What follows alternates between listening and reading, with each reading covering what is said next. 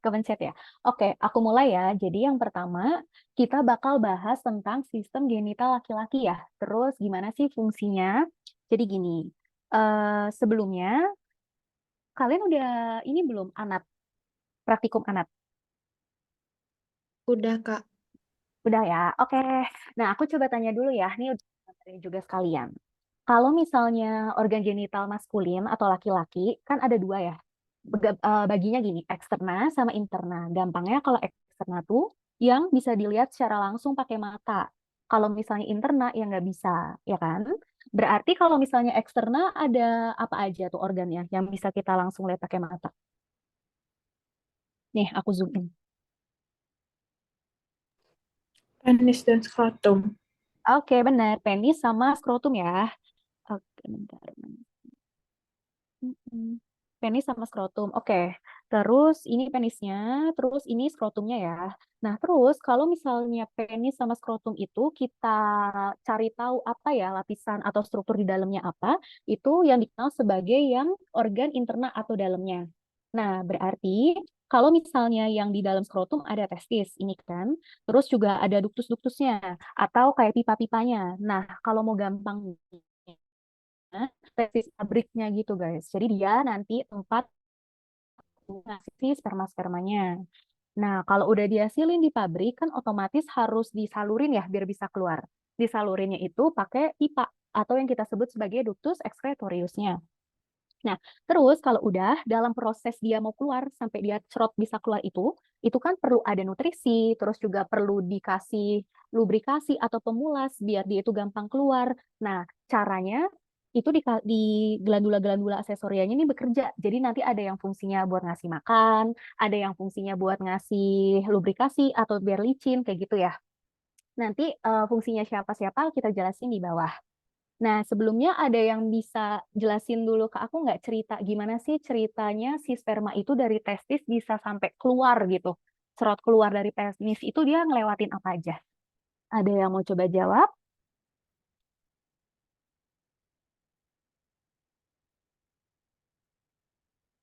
Aku boleh, Kak. Oke, gimana?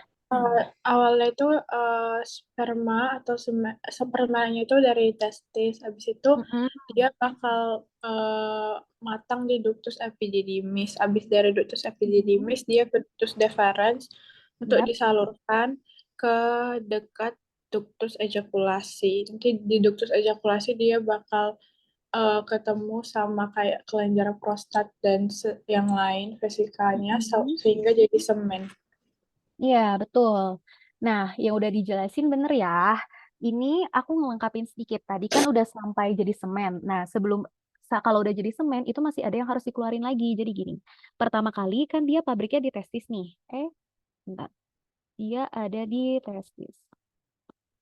Oke, aku ulang ya. Dia ada di testis ini. Nah, terus kalau udah dari testis ini, dia pipa pertama tuh di epididymis. Di epididymis ini dia mengalami pematangan. Nah, terus kita urutin aja nih pipanya. Jadi dari epididymis dia naik ke ductus deferens ya atau ke vas deferens. Terus di vas deferens ini bakal ketemu sama kelenjar yang bentuknya kayak sayap nih yang aku lingkarin. Kelenjar kayak sayap ini namanya si vesicula seminalis. Nah, terus vesicula seminalis ini kan punya ductus nih di dalam, punya pipa juga. Jadi, vas deferens ini ketemu sama pipa vesicula seminalis, jadi si ductus ejaculatori. Tadi udah benar ya, keluarnya di sini.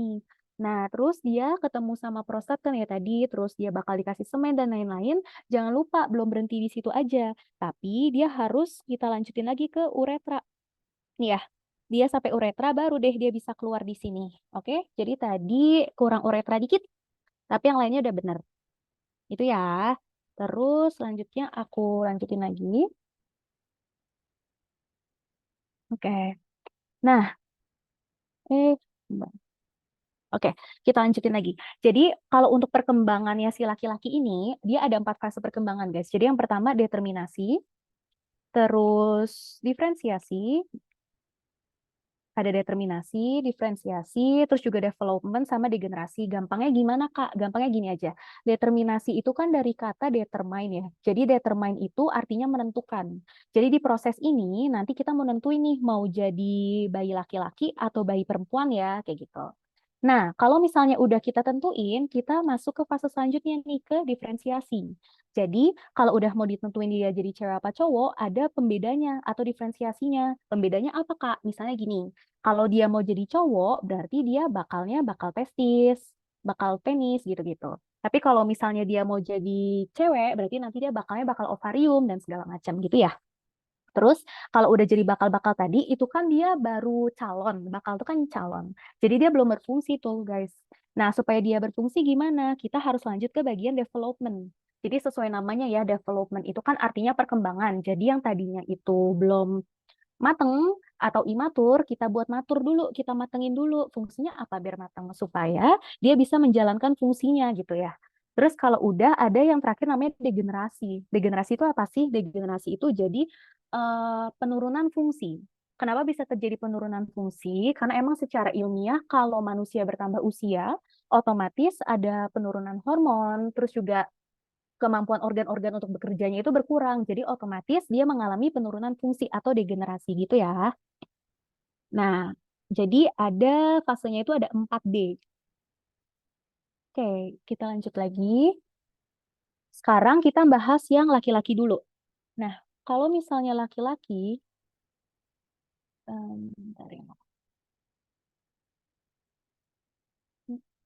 Nih, kalau misalnya laki-laki, itu kan dia XY, ada kromosom Y-nya. Nah, sebenarnya apa sih yang terjadi di sini, guys? Jadi pertama, ada proses yang namanya tadi kan pertama itu determinasi ya.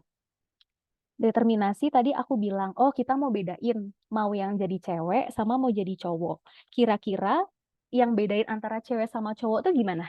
Ada yang tahu nggak pembedanya tuh apa gitu? Aku kasih clue deh, kromosom. Bedanya kromosomnya gimana? Kalau cewek kromosomnya apa? Kalau cowok kromosomnya apa? XX kalau cewek, X ya cowok. Mm-mm. Benar. Jadi kalau cowok ada yang namanya kromosom XY, kalau cewek kromosom XX. Nah, itulah yang dimaksud determinasi. Jadi kita tuh mau bedain, pembedanya tuh di kromosomnya. Nah, yang perlu teman-teman ingat, waktu pas bayi sebenarnya tuh setting default itu tuh jadi cewek, guys. Jadi tuh aslinya kalau nggak ada tambahan hormon, kita itu semua bayi itu jadinya cewek. Cuma kok bisa ya ada jadi cowok? Ceritanya gini, kalau ada cowok, pembedanya kan ada kromosom Y ya. Nih, nah, ternyata kalau ada kromosom Y, dia itu bakal menghasilkan hormon yang namanya hormon TDF atau testis determining factor. Jadi sesuai namanya aja ya, faktor yang menentukan testis. Nah, karena ada si hormon TDF ini, si gonad atau primordial itu tuh seharusnya bisa jadi dua. Entah dia jadi testis atau enggak dia jadi ovarium. Cuma karena ada si sesuai namanya ya testis determining factor, berarti dia mau jadi testis. Nah, makanya gonadnya jadi testis gitu. Kalau udah jadi testis, dia kan harus berkembang lagi nih, jadi organ yang eksternal, jadi organ yang internal. Dia itu lewat dua proses. Proses yang pertama namanya itu maskulinisasi. Proses yang kedua namanya defeminisasi. Bedanya apa Kak? Gini, cara ngafalinnya, kalau maskulinisasi itu kan maskulin ya, jadi itu dia pengen buat jadi cowok. Nah, cara buatnya jadi cowok, dia itu butuh hormon. Nama hormonnya hormon androgen. Si hormon androgen ini, contohnya itu tuh kayak DHEA namanya. Jadi hormon androgen DHEA ini bikin ductus wolffian di anak tuh udah dikasih tahu kan ya ada ductus wolffian, ada ductus mullerian. Ingat kan ya? Jadi kalau misalnya kita pakai androgen mau buat jadi cowok, si yang berkembang itu ductus wolffiannya. Cara ngafalinnya gimana Kak biar nggak kebalik? Hafalin aja wolf. Wolf tuh kan serigala. Kalau aku ngingetnya, oh serigala tuh kayak rar gitu ya. Jadi kayak maskulin. Oke, berarti dia mau jadi cowok gitu. Jadi kalau cowok berkembangnya ductus wolffian. Nah, ductus wolffian ini nanti dia yang jadi organ internal. Jadi dia nanti vas deferens, seminalis, vesikel seminalis, ataupun kelenjar prostat gitu ya. Terus ada lagi kalau mau buat yang organ genital eksternalnya gimana Kak? Dia bukan pakai ductus wolffian, tapi dia dari ini primordial eksternal genital. Nanti dia bakal berubah jadi penis sama skrotum gitu ya. Nah, terus ternyata proses maskulinisasi aja tuh nggak cukup karena tadi aku bilang, oh bayi itu setting defaultnya itu jadi cewek guys. Jadi kita tuh butuh power lebih nih. Kita butuh proses tambahan supaya benar-benar jadi cewek. Nah, proses tambahannya itu apa? Prosesnya adalah defeminisasi. Jadi sesuai namanya aja ya, defeminin, dibuat nggak feminin atau anti cewek. Nah, prosesnya juga butuh hormon, tapi hormonnya beda. Kalau maskulin tadi butuh hormon androgen, kalau defeminisasi butuh hormon namanya AMH atau anti Mullerian hormon. Hormon anti cewek, ngafalinnya gitu aja. Nah, karena ini anti Mullerian, artinya hormonnya ini bikin ductus Mulleriannya itu hilang, withers away, jadi hilang, nggak bakalan berkembang sama sekali gitu. Nah, terus kita lanjut nih. Ntar aku hapus dulu. Kalian tahu nggak sih supaya jadi pointer aja, jadi aku nggak harus nulis tuh mencetnya gimana ya? Kalau gini kelihatannya pointer.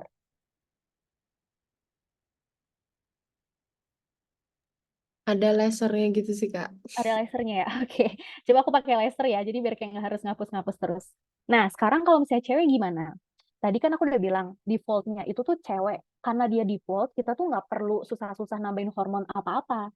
Jadi, kita nggak perlu ada ngasih TDF nih. Kan tadi kalau cowok ada TDF ya. Karena cewek nggak ada TDF, ya udah. Berarti si gonadnya langsung aja jadi ovarium. Nggak ada faktor, nggak ada hormon yang bikin jadi testis gitu. Terus karena dia default, kita juga nggak perlu tuh ada tambahan hormon androgen, nggak perlu ada tambahan hormon AMH di sini kayak gitu. Nah, karena dia nggak ada hormon AMH, padahal kan anti Mullerian hormon tuh tadi hormon anti cewek ya, jadi ductus Mulleriannya nggak berkembang. Nah, ini kan nggak ada. Otomatis sistem Mulleriannya berkembang, guys. Inilah yang nanti buat jadi organ internalnya cewek. Nanti dia jadi fimbre, jadi tuba fallopi, jadi uterus, jadi vagina bagian interna. Terus, kalau yang kedua, kan tadi dia nggak ada hormon androgen tuh. Hormon androgen kan tadi maskulinisasi, yang bikin jadi cowok. Karena nggak ada hormon yang bikin jadi cowok, jadi ductus wolffian, tadi yang aku bilang wolf serigala maskulin identiknya sama cowok, otomatis dia nggak bakalan berkembang. Jadi hilang ya, ductus wolffiannya withers away, hilang. Nah, terus gimana Kak kalau misalnya genital eksternalnya? Kan ini baru interna nih. Sama kayak yang eksternalnya laki-laki, dia dari primordial eksternal genital, nanti dia jadi klitoris, labia, ataupun vagina bagian luar gitu ya. Nah, biar gampang ngertinya, kita pakai gambar nih.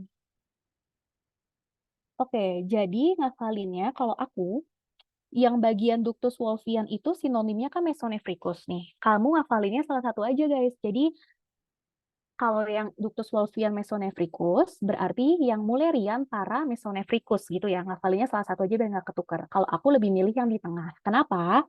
Karena untuk yang di pinggir kita tinggal nambahin para doang. Para itu kan artinya di sekitar.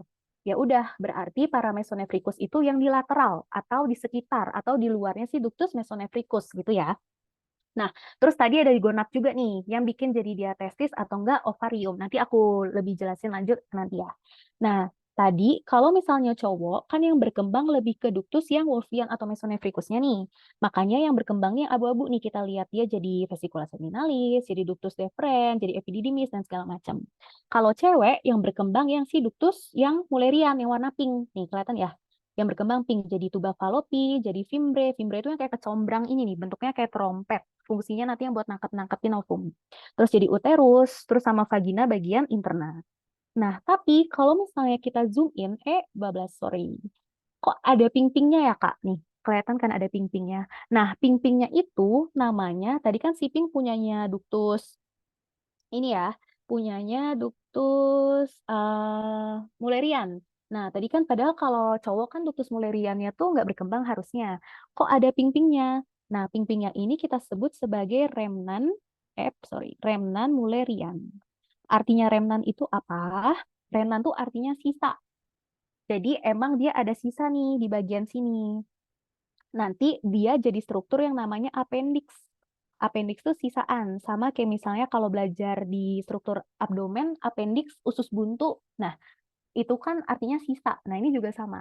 Sisaannya itu nanti ada yang di epididymis, maka namanya jadi appendix epididymis, sama ada juga yang di bagian si skrotumnya. Jadi nanti ada appendix skrotal. Itu ya.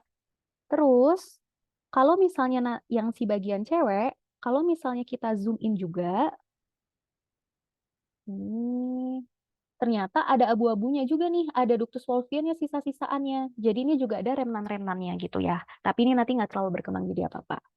Oke, terus kita lanjut ke bagian sini. Nah, ada yang namanya diferensiasi. Nah, sekarang kita berarti harus beda ini antara cewek sama cowok. Itu namanya struktur homolog. Nah, aku ganti ini dulu, slide biar lebih enak ngelihatnya. Bentar, nih ya. Nih, jadi kalau sebelum berdiferensiasi, bentuknya itu masih sama semua. Struktur yang perlu diingat sama teman-teman itu ada yang namanya ini yang kuning, namanya falus, kepala artinya. Terus ada yang warna pink ini, sulcus urogenital. Terus yang ketiga, yang warnanya ungu, si tuberculum labioskrotalnya. Jadi yang biasanya dimasuk soal itu tuh 3 itu. Oke. Nah, terus kalau misalnya falus ini, dia itu kalau di cowok ternyata dia jadi glans penis. Nih. Tapi kalau di cewek si kuningnya ini jadi klitoris, ya. Itu yang namanya homolog. Nih ada tulisannya homolog genitalia. Homolog itu artinya dia dari struktur embriologi yang sama, tapi nanti dia berdiferensiasi. Dia beda. Nanti kalau cewek jadi A, kalau cowok jadi B gitu. Terus yang kedua tadi sulcus urogenital ya. Nih, kalau kita lihat gambar, sulcus urogenital di laki-laki itu dia kan rapet nih. Dia ternyata jadi raphe penis gitu. Terus nanti kalau di skrotum dia jadi raphe skrotal gitu. Tapi kalau di cewek ternyata dia nggak nutup, dia justru jadi buka yang namanya ini labia minus ya. Terus kalau yang si warna ungu tuberculum labioskrotal penonjolannya itu kalau di cowok dia jadi tetap nonjol jadi skrotum, kalau misalnya di cewek dia jadi labia mayor nih, labium majus. Oke, itu ya guys yang namanya homolog. Sekarang coba aku tanya, kalau misalnya pertanyaannya glans penis homolognya sama apa? Klitoris. Iya, benar. Jadi artinya homolog gitu ya, udah ngerti ya. Jadi kalau ditanya homolog yang disebutin tuh bukan yang awalnya ini, bukan si falusnya, tapi si cowok itu persamaannya jadi apa di cewek. Intinya kayak gitu, oke? Terus kita lanjut ke sini. Ada yang namanya fully developed ya. Jadi selama pubertas ada perkembangan-perkembangan. Kita lihat yang cowok dulu nih. Kalau dilihat dari gambar, dari 1 ke 5, perbedaannya tuh penisnya jadi makin panjang, makin gede, ya nggak? Terus rambut pubisnya jadi makin tebal nih, makin banyak. Terus ini nggak terlalu kelihatan di gambar ya, tapi skrotumnya itu mengalami hiperpigmentasi. Artinya apa Kak? Hiperpigment tuh pigmennya banyak. Makanya kulitnya jadi lebih hitam. Jadi semakin dia berkembang usianya, skrotumnya itu makin menghitam. Nah, 1, 2, 3, 4, 5 ini tuh patokan buat skala guys. Jadi ada yang namanya skala Tanner. Udah tahu belum? Tulisannya kayak gini. T maaf, Tanner gini. Udah pernah dengar?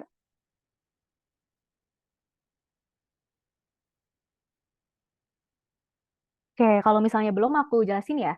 Jadi skala Tanner itu fungsinya kita mau ngeliat pubertas dari laki-laki. Fungsinya tuh buat apa, Kak? Jadi gini, kalau misalnya perkembangannya dia itu diperankan sama yang namanya hormon androgen tadi. Jadi kenapa penisnya bisa makin gede, kenapa rambutnya bisa makin tebal, terus juga kenapa skrotumnya bisa makin hitam, itu karena ada hormon yang namanya hormon androgen. Nama prosesnya adrenarki. Arki itu artinya awalan, ya. Jadi adrenarki. Kalau misalnya di perempuan kira-kira pertama kali mens nama istilahnya apa? Ada yang Menarki. tahu nggak? Betul, menarki gitu ya. Jadi sama konsepnya adrenarki. Nah, fungsinya Tanner scale ini buat apa sih? Coba gini ya, kita mikir bareng-bareng. Misal ada bocil laki-laki nih datang ke poli anak, dia diperiksa ke poli endokrin. Poli endokrin itu poli khusus hormon-hormon. Misalnya nih, dia usianya 2 tahun. 2 tahun itu seharusnya ada di Tanner skala nomor 2. Tapi waktu pas diperiksa sama dokter anak, kok dia malah di skala 5 ya? Nah, itu artinya dia menandakan apa, guys? Kelebihan hormon testosteron. Benar, kelebihan hormon. Nah, itu ya fungsinya Tanner scale karena kita mau tahu perkembangannya ini kelebihan, kecepatan atau kelambatan gitu ya. Jadi kita mau ngedeteksi adanya abnormalitas atau kelainan hormon. Nah, sekarang kalau cewek juga sama tuh, ada perkembangan rambut pubis, rambut ketiak, sama lah ya. Itu juga pakai androgen. Tapi kalau misalnya perkembangan payudara itu kita pakai hormon yang berbeda, namanya hormon estrogen gitu ya. Nanti kalau khusus cewek kita bahas minggu depan. Ya, kalau week depan bukan yang cewek atau kalian udah masuk pembahasan cewek? Belum. Belum ya? Oke, minggu depan ya.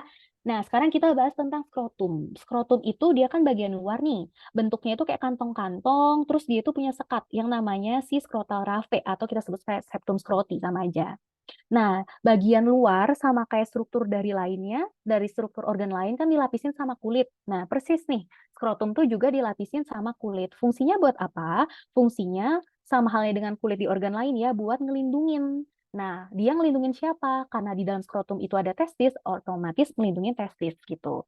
Dan juga epididymis, karena kan epididymis strukturnya di atasnya persis gitu ya. Sama fungsinya itu buat jaga suhu. Kenapa sih harus jaga suhu, Kak? Soalnya ternyata sperma itu kalau mau berkembang, itu tuh dia sangat sensitif terhadap suhu. Nggak boleh kepanasan, nggak boleh kedinginan. Oleh karena itu, harus ada kulit nih yang fungsinya buat jagain suhunya supaya proses spermatogenesis atau pembentukan spermanya itu bisa berjalan gitu ya. Nah, kalau untuk lapisan dinding skrotum ini kan udah dianat nih. Aku bahas dikit aja. Ini kan fascia datos ya, paling luar. Terus kita masuk ke fascia spermaticus yang eksterna. Terus ada fascia cremaster, terus sekalian sama musculus cremasternya. Terus juga ada fascia spermatica yang interna. Terus ada tunica vaginalis. Nah, tunica vaginalis kan ada 2 layer tuh. Ada yang bisa nyebutin nggak layer apa? Apa sama apa? Nih, ada Lamina tulisannya. parietal sama lamina visceral. Betul. Kalau yang nempel langsung sama testis yang lamina apa? Visceral. Visceral. Oke, udah oke ya. Nah, sekarang kita ngomongin inervasi atau persarafannya. Sebenarnya gampangnya gini guys, kalau misalnya si bagian anterior dia itu tuh diinervasi atau diurus nervusnya itu sama nervus scrotalis anterior gitu. Kalau misalnya dia posterior, berarti dia diurusnya sama nervus scrotalis posterior gitu. Nah, tapi kalau yang antolateral dia ada beda sendiri nih di sini. Dia sama nervus yang namanya genitofemoralis. Kalau mau lebih spesifik lagi, dia punya cabang. Cabang tuh ramus. Ramus yang genitalis gitu ya. Jujur kalau misalnya inervasi itu rada dihafal sih. Jadi ini kita lewatin dulu aja ya. Kan di anak juga udah dibahas. Nah, sekarang kita ngomongin tentang musculus cremaster sama reflex cremasterika. Yang namanya refleks itu kan sesuatu yang nggak sadar. Jadi dia tuh muncul sendiri gitu. Nah, ini tuh refleks apa sih, Kak? Fungsinya buat apa gitu. Nah, sebelumnya kita bahas dulu kalau perrefleksan, per nervus-nervusan itu tuh pasti punya pusat.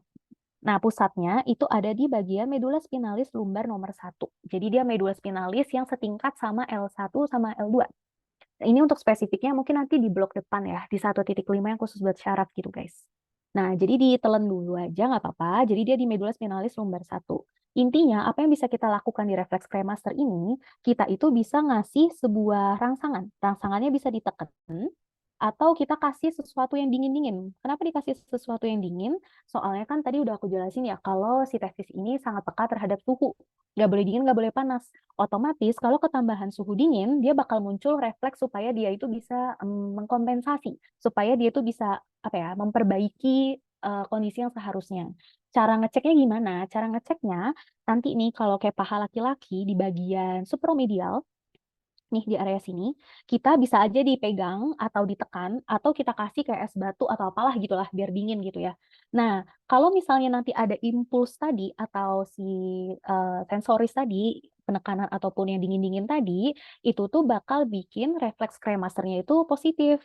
Nah, refleksnya itu bentuknya apa, Kak? Jadi yang pertama, si skrotumnya itu bakal mengkerut, abis itu penisnya keangkat ke atas. Kenapa keangkat ke atas? Karena dia tuh pengen ke arah abdomen. Kira-kira ada yang bisa jelasin nggak kenapa sih harus ke arah abdomen gitu? Hubungannya sama dingin-dingin.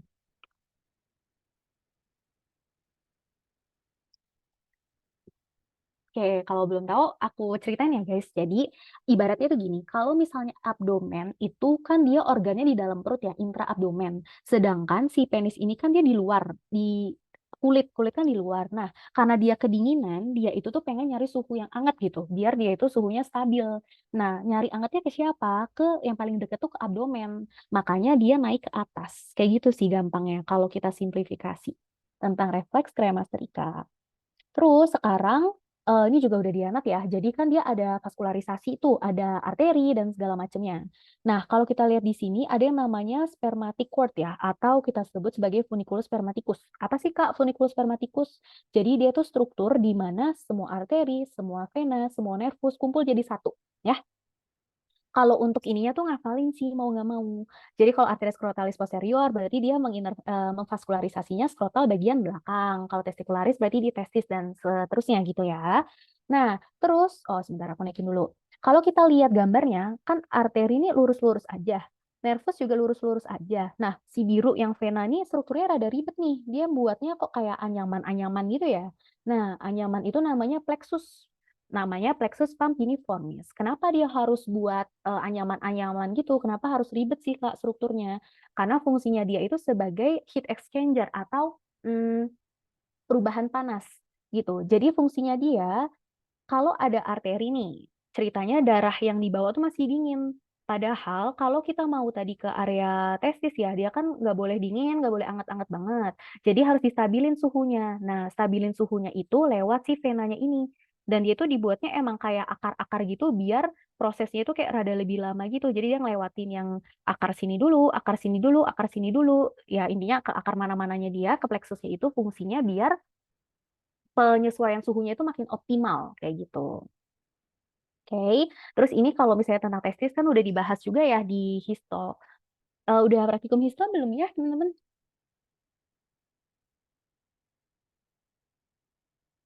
Udah, Kak. Udah, oke.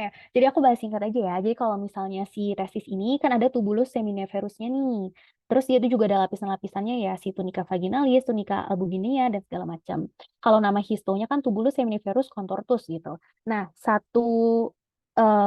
ini satu testis ini kan dia punya banyak lobus-lobus nih, banyak kayak rumah-rumah kecil ini. Nah, tiap rumah-rumah kecilnya itu dia punya 2 sampai 4 tubulus seminiferus nih. Padahal kan lobulusnya aja kayak banyak banget nih plus minus 250. Di mana tiap satu rumahnya aja ada 2 sampai 4. Kan banyak banget tuh. Nah, fungsinya buat apa sih? Ternyata di tubulus seminiferus ini adalah tempat terjadinya spermatogenia spermatogenesis atau pembentukan sperma di situ. Nah, kita zoom dulu ya. Nih, tubulus seminiferus contortus. Nah, tubulus seminiferus contortus ini kan dia punya epitel dong otomatis ya, yang buat ngelapisin. Kalau ini tuh nama epitelnya sesuai namanya aja, epitel spermatogenicum. Nah, isinya apa? Ada 3 nih. Aku bacain cepet aja ya. Jadi selula spermatogenika atau si sel spermanya. Nah, sel spermanya tuh yang mana? Sel spermanya itu nanti yang bakalan berpengaruh di proses spermatogenesisnya. Nanti aku bahas di luar, di abis ini. Terus juga ada yang namanya sertoli nih. Sertoli ini fungsinya yang ngasih maem. Kan untuk berkembang spermanya butuh nutrisi nih. Nah, itu kerjaannya sih sel sertoli. Nama lainnya ini ya, sustentositus atau nama lainnya itu nursing cell. Nursing kayak gini. Artinya nursing itu kan nurse ya. Jadi fungsinya untuk merawat. Ya, jadi dia fungsinya untuk ngasih makan. Aku ngapalinnya gitu dulu. Bentuknya yang mana? Yang ini nih, yang lebih muda. Terus kalau paling luar ada yang namanya selula myoidea. Fungsinya itu untuk gerakin. Kenapa perlu digerakin, Kak? Coba aku tanya dulu. Kira-kira menurut kalian sperma itu baru bisa gerak-gerak, bisa uget-uget itu waktu pas di bagian apa? Di struktur apa? Nih, si sperma ini kan dia masih imotil ya. Nah, itu tuh dia baru bisa motil, baru bisa bergerak tuh di bagian apa? Ada yang tahu? Jawabannya di epididymis ya guys. Jadi dia tuh baru bisa gerak di epididymis. Nah, padahal pembentukan spermanya kan ada di tubulus seminiferus tuh. Tubulus seminiferus kan di testis. Nah, terus testis ke epididymis cara pindahnya gimana dong, Kak? Padahal katanya dia masih imotil, masih belum bisa gerak. Nah, yang gerakin itu tuh si selula myoideanya gitu. Fungsinya dia buat gerakin si spermanya itu. Nah, sekarang kita ke spermatogenesis ya, atau pembentukan sperma. Tadi kan ada yang namanya selula spermatogenika ya, atau sel sperma-spermanya. Yang mana tuh selula spermatogenikanya? Yang ini nih, spermatogonia, itu selula spermatogenika. Spermatosit primer juga, spermatosit sekunder juga, dan segala macamnya. Nah, aku jelasin dulu ya. Jadi, kalau buat ngafalin prosesnya itu gimana, sebenarnya simpelnya gini guys. Kalau aku belajar dulu, hmm, ini kan kita sebut sebagai membrana basalis ya. Terus kalau yang warna hijau ini itu disebut sebagai membrana lumen. Terus yang benar-benar lumennya yang warna abu-abu. Nah, kita punya namanya spermatogonia nih. spermatogonia itu ada dua sebenarnya kalau mau detailnya. Ini itu disebut sebagai sel A, yang ini tuh sel B. Sel A tuh buat apa, Kak? Sel A itu kalau kita lihat gambarnya, ini kan dia masih di bagian ini, masih nyambung sama membrana basalis. Nah, karena dia nyambung di membrana basalis, aslinya dia ini nggak bakalan kemana-mana. Dia ini nancep di sini, fungsinya dia sebagai pabrik. Jadi, kan nanti dia bakal mengalami pembelahan nih, jadi spermatosit primer dan segala macam. Kan nggak boleh membelah terus kan, kayak maksudnya harus ada satu yang tetap jadi sumbernya, supaya bisa terus belah. Nah, sumber yang supaya bisa terus belah itu tuh si sel A ini, yang nancep sama membrana basalis. Nah, si sel B ini, yang di lokasi yang hijau, yang di bagian membrana lumen, fungsinya ini yang bakal belah-belah nih. Nih, sebenarnya ini hafalan sih guys. Jadi kalau dia prosesnya mitosis, nanti dia jadi si spermatosit primer ya. Spermatosit primer. Nah, karena dia mitosis, itu tuh dia belahnya itu masih sama sifatnya. Jadi kalau kita lihat 2N, masih 2N. Nah, setelah spermatosit primer, proses selanjutnya itu udah ganti. Jadi meiosis 1, meiosis 2. Kalau misalnya meiosis, itu tuh dia belahnya itu tuh sifatnya N sama N gitu. Jadi nggak diduplikasi 2N, 2N. Makanya 2N ini jadi N, jadi N. Nah, karena dia itu jadi N, kalau kita lihat ukurannya, dia itu tuh pasti mengecil. Kalau mitosis ukurannya sama nih, anggapannya dia segede ini, pas jadi spermatosit primer masih segede ini. Tapi kalau jadi meiosis, dia itu karena sifatnya beda, benar-benar dibagi setengahnya, makanya dia jadi kecil. Jadi ukurannya si spermatosit sekunder itu benar-benar setengahnya dari spermatosit primer gitu. Terus ukurannya spermatid itu benar-benar setengahnya dari si spermatosit sekunder juga. Ibaratnya kayak gitu ya. Ini tuh harus dihafal sih. Soalnya waktu aku CBT dulu sering banget ditanyain. Tapi pertanyaannya kayak gini. Misal, CBT atau Cumex ya namanya kalau di kalian. Jadi kayak spermatogonia itu kalau jadi spermatosit primer prosesnya ngelewatin apa? Mitosis, udah gitu aja. Terus misalnya spermatosit sekunder sifatnya apa? N atau haploid atau 2N atau diploid. Jawabannya N atau haploid. Intinya kayak gitu. Jadi prosesnya dihafal-hafalin aja ya. Nah, terus ini untuk jadi spermatid supaya bisa jadi spermatozoa nih ada 3 proses penting sebenarnya. Yang pertama adalah formasi flagela ya. Formasi flagela tuh apa sih, Kak? Flagela tuh ekor, guys. Jadi kita lihat ya, spermatid kan kayak bentuknya bulat kok. Nah, dia dibentuk flagela nih, jadi ada ekor. Nah, terus proses yang kedua ada yang namanya nuclear silencing. Silencing itu kan didiemin ya. Nah, maksudnya didiemin itu tuh ukurannya dikecilin. Nanti kita bahas di bawah ya. Ukuran nukleusnya dikecilin. Terus ada proses ketiga namanya ekstrusi dari sitosol. Sitosol tuh apa, Kak? Sitosol tuh cairan-cairan nih, sampingnya kepala spermatozoa kan ada cairan nih, tapi pas di sini udah hilang cairannya. Nah, itu namanya ekstrusi sitosol. Fungsinya buat apa? Fungsinya biar lebih gampang aja buat gerak. Karena kalau ada cairan kan ibaratnya kalau mau gerak tuh berat ya, jadi susah. Nah, jadi kita buat lebih gampang dengan cara dihilangin. Nah, terus ada yang namanya proses spermiogenesis nih, Kak, guys. mau nanya. Oke, apa? Aku masih bingung cara bedain haploid sama Diploid. kalau misalnya selnya. Misalnya kayak apakah kalau misalnya dia diploid ke haploid, dia cuma ngecil aja tapi selnya tetap atau jumlahnya sama gitu. Oke. Jadi sebenarnya kalau ngomongin haploid sama diploid itu kalau nggak salah ada lecture satu lagi guys. Kalau nggak salah itu lecture 18 apa ya, aku lupa. Jadi nanti lebih detailnya di situ. Cuma simpelnya kalau aku dulu belajar, aku tuh ngapalinnya gini. Kalau misalnya diploid itu kan kayak dibagi dua gitu ya. Nah, karena dibagi dua tuh sifatnya beneran sama gitu. Jadi anggaplah ini sih 2N. Ini aku buatnya tuh bener-bener sama, sifatnya sama, terus jumlahnya 2 gitu. Jadi 2N, 2N. Tapi kalau misalnya aku mau haploid atau meiosis, ini itu aku belahnya bener-bener jadi setengah persis gitu. Si ini aku bagi 2 gitu. Jadi makanya 2N-nya kebagi jadi N sama N. Kalau misalnya ini yang awal sama yang bawah ini tuh dia duplikasi, dia doubling, bukan. Jadi dia tuh emang membelah, tapi dia belahnya tuh double, sambil berdouble gitu. Tapi kalau misalnya haploid dia nggak double, bener-bener dibagi setengah gitu. Paham nggak? Paham, berarti tetap sama aja, sama-sama jadi plus 2. Gimana? Kayak tetap 6. 2N. Tetap 46, 23, 23. Oke. Oke, nanti lebih lanjutnya di lecture selanjutnya lah ya. Nah, terus nih ada tulisannya dia pindah ya ke epididymis. Terus sekarang kita ke spermiogenesis. BTW kalau misalnya nanti udah capek, bilang aja ya guys, raise hand nanti kita istirahat bentar. Nah, kalau misalnya spermiogenesis ini jadi dia proses pembentukan dari si spermatid supaya jadi spermatozoa ya. Jadi dia tuh mau matengin spermatid jadi spermatozoa. ternyata dia itu nggak ujuk-ujuk kelar cepet, ternyata ada waktunya 24 hari. Nah, 24 hari tadi kan ada proses yang namanya nucleus silencing ya. Silence, diem.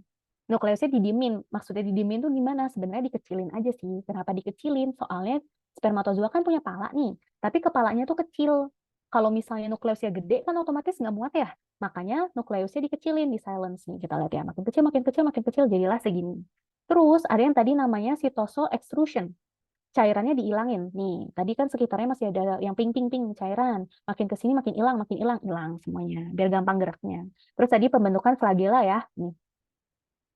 Nah, terus proses si spermatozoa ini bisa copot ke bagian lumen, itu tuh namanya si spermiasi. Jadi pelepasannya ke lumen yang abu-abu, inilah namanya spermiasi. Nah, terus tadi kan tulisannya imotil spermatozoa. Spermatozoa kagak bisa gerak. Nah, terus kapan dong dia geraknya? Tadi ya, kalau dia itu udah sampai ke epididymis. Nah, aku ulangin lagi ya, soalnya ini suka ditanyain. Nah, padahal kalau baru geraknya bisa di epididymis, padahal tadi dibentuknya di bagian skrotum ya, di tubulus seminiferus, gimana caranya dia bisa gerak ke epididymis? Tadi pakai ini ya, pakai si selula myoidea, dibantu sama dia supaya bisa pindah ke epididymis. Nah, kalau udah di epididymis dia mandiri aja, nggak perlu selula myoidea lagi, dia udah punya ekor. Cuma geraknya itu tuh masih gerak yang pelan gitu aslinya. Kalau misalnya kalian suka lihat di video-video konten gitu kan ada kayak ini nih, video gambaran spermatozoa di bawah mikroskop. Itu kan biasanya gambarannya itu bener yang uget-uget kenceng banget tuh. Aslinya itu tuh dia baru bisa uget-uget secepat itu kalau udah masuk di ini sistema genital feminum atau di udah masuk ke genitalnya cewek gitu, baru dia cepet. Kalau enggak aslinya tuh dia masih lelet gitu guys. Gitu ya, itu perlu di highlight juga. Nah, spermatozoa strukturnya pasti sudah tahu ya, kepala, terus ekor nih, ekor. Penyambung antara kepala sama ekor ada leher. Nah, yang perlu di highlight nih, di kepala itu ada nukleus nih. Terus ada yang namanya struktur namanya akrosom. Ngafalinnya, akrosom tuh kayak topi. Fungsinya topi kan buat ngelindungin. Kenapa harus dilindungin? Soalnya nukleus itu isinya ada kromatidnya, ada 22Y, 22X, 23, 23 ya. Padahal isinya si kromosom tadi, kan kita udah belajar ya, itu bakal dipakai buat nentuin cewek apa cowok. Ya kan tadi di determinasi. Nah, otomatis nggak boleh rusak dong. Supaya nggak rusak, dilindungilah sama si topi, si akrosom tadi. Gambarannya kayak gitu. Terus, si ekor ini, dia tuh ada pars yang bagian middle piece, bagian tengah. Terus yang tengah ini namanya pars principalis. Terus yang paling ujung, nih, pars terminalis ya, sesuai